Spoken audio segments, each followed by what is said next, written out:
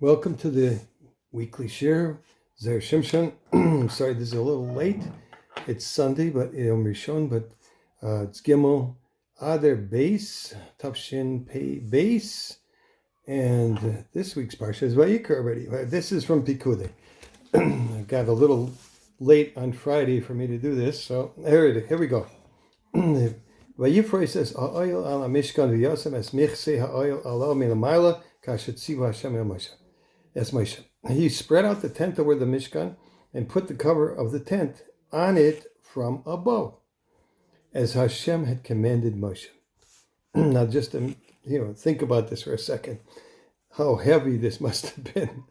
The Gemara in the Dorim 28a tells us that Hashem only rests His Shechina on someone who is strong, wealthy, and wise, and humble. And we learn from all that from Moshe Rabbeinu. We learn about his strength from this pasuk, and he spread out the tent.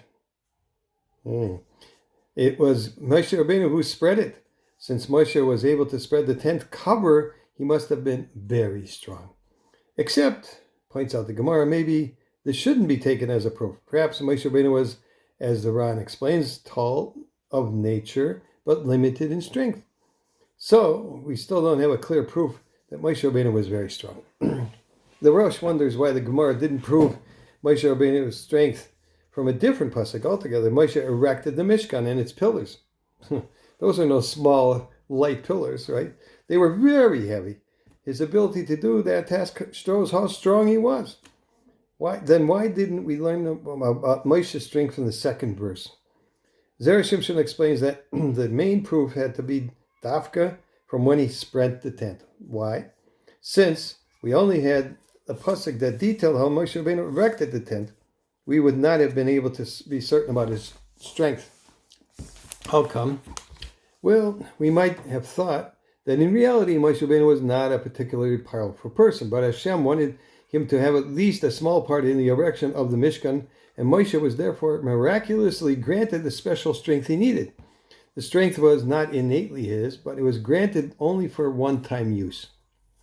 This was the case with the precious stones used in the Mishkan. They descended with the manna, and the leaders gathered them and brought them to Moshe.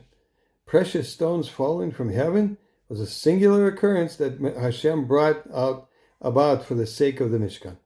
Similarly, Moshe being able to erect the Mishkan on his own could have been a special one-time miracle, and not proof of his unusual strength. Instead of learning about Moshe's strength from his ability to erect the Mishkan, the Gemara learns it from the next pasuk, where we discover that he was able to spread the tent cover by himself.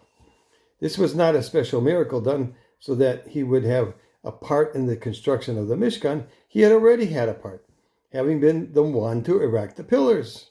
So there's no question that Moshe was able to spread the tent cover by himself without a miracle. And we understand that he was a very powerful person. The Gemara and the Dorim cited earlier challenges to this proof, pointing out that while it was true that he was very tall, he was therefore not able to spread the tent in the Mishkan. This in itself was not proof that he was a strong person. However, I have a small ha'ara on this whole mahalach, and that is, this is not a one-time deal. That means every time they moved from one place to the next, they had to disassemble and reassemble the Mishkan. So who did it that time? Was that all miraculous? Kasha. I don't have a teretz, but I do have a segula. So here it is. The segula is Moshe davened before Hashem at the time at a time of Eis Ratzon, at a time of special opportunity. There's different times in the day, in the week, and in the year that is an Eis Ratzon. For example, Mincha Shabbos is an Eis Ratzon. Okay? This means that not every time is created equal. But we can equally extrapolate from this concept that not all tefillas are the same either. And the same goes for segulas.